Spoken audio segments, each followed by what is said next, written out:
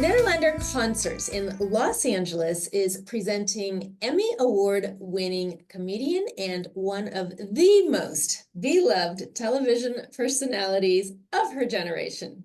Vicki Lawrence brings her touring production of Vicki Lawrence and Mama. Vicki, welcome to the show. I can't wait to talk to you about this. Bree. Yeah. So fun, so fun. My gosh, you have had a lifelong entertainment career. Take us back to the early days.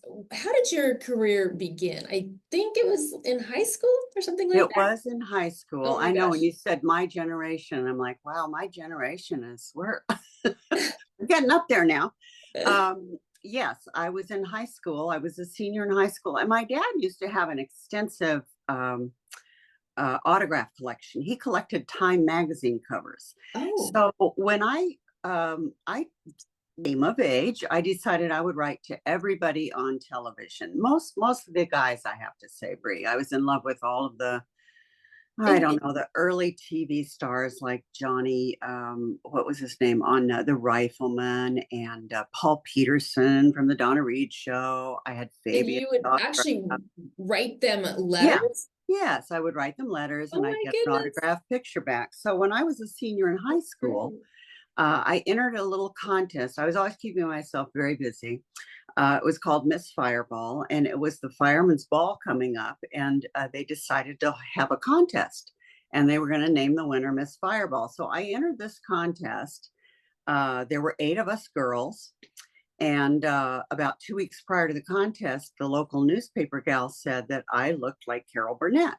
Oh. And so my mom said to me, maybe you should write Carol a fan letter. And I'm like, okay, well, she's not a guy, but okay. So I wrote her a letter. I really don't think I had seen much of any Carol Burnett other than she had a variety show at the time, excuse me, called The Entertainers that she co-hosted with Bob Newhart. And I had a crush on John Davidson, who was on the show. Oh, wow. And I had seen her production of Once Upon a Mattress, but I mean, I hadn't studied her or anything. But anyway, I wrote a fan letter. I told her I was a fan. I hoped I got to meet her someday. I enclosed that picture from the newspaper, and I mailed it off, I think, to Carol Burnett Hollywood or something ridiculous like that. And it managed to land on her desk. That's amazing. Yeah, several days we can't before even the get contest. We can't even get through with emails these days. So I know. the fact that you got through with these letters, extraordinary. I know. Well, it was meant to be. Yeah. So she took that letter. She took my dad's name out of the article. She looked us up in the phone book, which nobody has anymore. And she called me after school, and we talked for a while. She said, I would like to come and see that contest. And I'm thinking, Really? oh, okay, because the contest was at Hollywood Park. I don't know if you're old enough to remember Hollywood Park, Bree, but it's where the SoFi Stadium is now. Inglewood, right? Yeah. And back in the day, it was a horse racing track. Right. And that's where they were going to have the contest. And so she said, I need 2 tickets way in the back. And she came to see this contest. We took a few pictures. She disappeared. This was November of my senior year in high school. Come January, she was very pregnant. So come January, we hear on the radio that she's had the baby. Oh my goodness. And thank God, because she was like 14 months pregnant. And where she was in Santa Monica at St. John's. And I was on my way to a recording session with a group that I sang with in high school called the Young Americans. And I said to the guy I was ride sharing with, I said, let's go by the hospital and say hi to Carol. And he said, you can't get in to see Carol Burnett.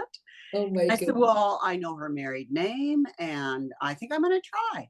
So I went into St. John's. I went up to I think it was the 3rd floor, it was maternity. I went up to the desk. There were 2 nurses sitting there. There was nothing going on. It was very quiet. And I said, I'm here to see Mrs. Hamilton. And they looked at me and they said, oh my God, you must be your sister Chrissy. Wait till you see her. Wait till you see the baby. They took me right into her room. Oh my God. I mean, now I would be a stalker, but back right, yeah, you probably hauled off. Very sweet. And hauled off. She said, I haven't forgotten you. We're going to call you as soon as I get my stomach back. And they did. And they asked me that summer after I graduated to audition for this brand new show that she was putting together called The Carol Burnett Show. So that hadn't even aired yet. No, no, no. It was brand new. She was just in the throes of putting it together. Oh my goodness. Yeah. She found Lyle through the audition process. She found me the way she found me. She found Harvey because everybody kept saying, all her producers and writers kept saying, why can't we get a Harvey Korman type? And she said, has anybody asked him? So she accosted him in the parking lot one day and said, would you come and do my show? So that's how she found Harvey. Yeah, it was just sort of very serendipitous, the whole thing. I did a little audition. I think I was horrible. I must have been horrible. I was frightened to death. Well, they already And knew that they wanted you. I don't think they did. There was another You don't think actress so? there who was in a soap opera at the time, and she had agents there. She had flowers all over her dressing room. I was little me back in the corner in my dressing room with nobody. But anyway, we did a little audition, and several weeks later, Joe Hamilton, who was the executive producer, his secretary called and said, Joe would like to talk to you, sweetie. And the way she said it, I thought, okay, they're going to try to let me down easy. Right, And right. he got on the Sounds like phone that. and he said, we've given this a lot of thought. And I'm thinking, okay, just get on with it.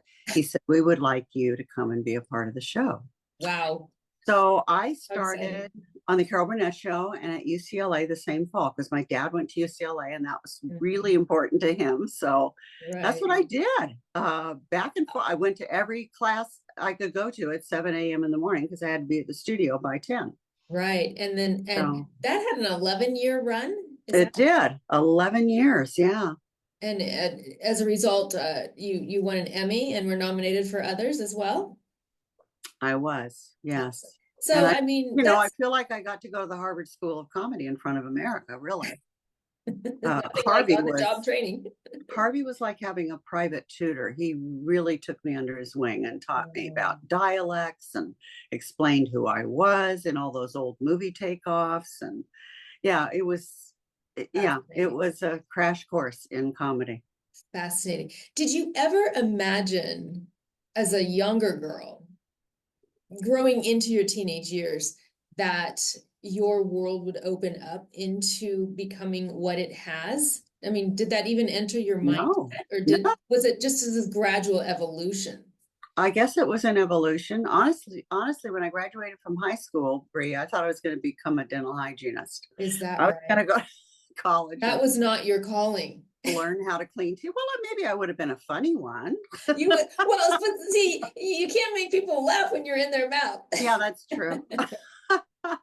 But yeah, no, I feel like I was reading a Susan Sarandon interview a couple of years ago, and she said she didn't want to be in show business. She said I was kidnapped by show business, and I said, yeah, that's exactly right. That's me. I was kidnapped by show business. Oh yeah. My goodness. Wow. Yeah. Well, then following the Carol Burnett show, you went on to star in Mama's Family. Yes. Yeah. I mean, consistently topped the ratings, right? Again. Yeah. Right? Yeah.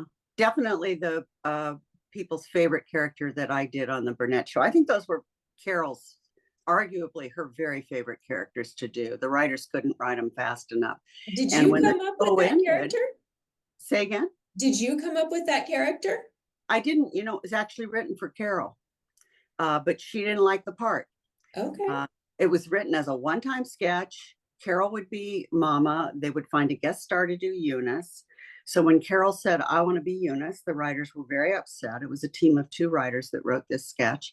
When she said, I think we're going to have Bob Mackey try to make Vicki Mama, they were doubly upset. And then when they finally saw us do this sketch after a few days, we did it for the whole staff in run through. Carol had decided she wanted to do it Southern. And they walked out of the rehearsal hall. They walked out of the run through because they said, you've ruined it. You've ruined our piece. You're gonna piss off everybody in the South. It's just, you ruined it. And Carol, she went with her gut. She said, I don't think so. And that's the way it went on the air. Really? And God knows everybody loved it. I mean, back in the day, we got letters. Now you would get, I don't know, what would you get? A lot of texts, I guess. Yes, And, exactly. yeah. Yeah. Wow. And then, so after that, then you went on to have a role in the dark Netflix series Monsters. Oh, I just did Monsters recently. What character did you play on Monsters? I played juror number 9. Sure enough. It was a very small part, but it was and it's drama, it's very dramatic. So I thought there's no way they're going to cast me.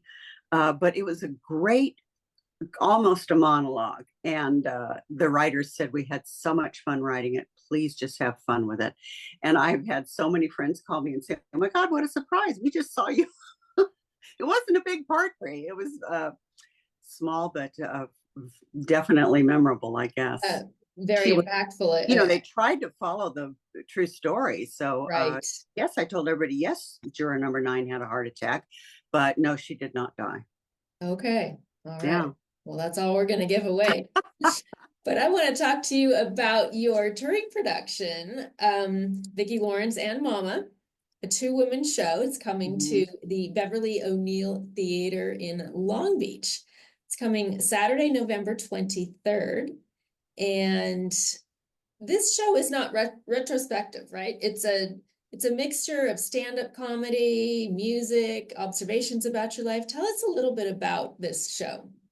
Well, when I put it together, I mean, Mama's Family was so popular. It still is. I have to say, during the pandemic, I have never gotten so much fan mail. Is that right? I don't know if it was that people needed to laugh or they were looking for diversion, but it was, or they took up a new hobby. We're going to start writing letters, but it was crazy. And I realized how very popular she is. So I knew when I put the show together that she had to be a big part of it. But I told my writing partner that I've written with for a long time, ever since I had a talk show, that I thought I should be me for a little bit before I'm not anymore. So we put the show together in 2 halves, and basically I opened for Mama, and my half of the show is largely autobiographical because I feel like my life has been hysterical and very serendipitous, and a lot of the stuff that happened back in the day doesn't happen anymore. I mean, I have young people on television sets all the time say, tell us about it. It's like, put us on your knee, Grandma, and tell us about the good old days. Right. And they were. So my half is all the stories of my life, how I met Carol, how I became a redhead, how Mama happened, how I met my husband, just all the stories about me. How the hell did I have 1 hit record? All of that stuff. And then we take a little break, and Mama comes out, and that's really my chance to not put her back retrospectively. I said to my writing partner, I want to push her into the new century. I want her to comment on everything that's going on in the world. And God knows there's a lot going on. It changes a lot. She stays topical. Yeah. Oh my goodness. Well, it fun. Seems like it's really fun. An amazing conglomeration of a lot of different things coming together. Yeah, it's very fun. And I love doing it because you never know. Every audience is different. Sure. So you never know on any given night what you're going to get. You never know. Yeah. One night I was somebody, 6 foot, oh my God, he had to be 6'4", dressed as Eunice, charged the stage, screaming at Mama. And the security people had to usher him out, and me and the audience had a great time. You were probably having just a blast with that. Yeah. Yes. That's fantastic. Well, I'm glad you have such a good time doing it. It is fun. Speaking of a good time, this was amazing, Vicki. Thank you so much for coming on the show and telling our viewers about your performance and your production. And again, it's Saturday, November 23rd. You'll be at the Beverly O'Neill Theater in Long Beach. Where I live. Where you live, and you've lived there for 40 years now? Yeah. It's a beautiful, beautiful city. I love the blue bridge, the blue lit bridge at night. Gorgeous. Yeah. Gorgeous. Yeah. Well, thank you so much for being with us today. Thank you. I hope everybody come out and laugh with us. And they will. They will. You are watching This Day on Village TV.